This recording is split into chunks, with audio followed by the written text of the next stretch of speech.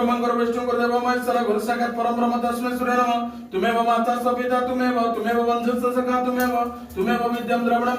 तुमेव सर्वं मम देव वन्दे देव मम पतिस्वरूप वन्दे जगत कारणं वन्दे मनगुसरमृगधर वन्दे पुष्णावती वन्दे सुसगमन मुकुंद प्रिय वन्दे भक्तजनाश्वर प्रभु वरवलिंगेश्वर कर्म कर्मदायक एकांगनाशन आशुतोष वृषभध्वज सदा पुत्र सत्संग उद्धार करी नवग्रह खंडन करी शरीर आरोग्य करी वसवासर चंद्रवाद्य श्रावण मास अद्य रविवार रे आपण मस्तके गवाक्ष बोलाई करे उमाकांतर मनुष्यदाब्र करवाते नवग्रह खंडन करवाते धन जन गोपलक्ष्मी रे बढ़ित रखवाते पराशर गोत्र से जजमानिस उमाकांतर मानस रे मनुष्यदाब्र करी दिव्य बालक दे आपण को वाला विख्यात मणिमा गोटे जाळ दिव्य बालक दियंतु आपण को वाला विख्यात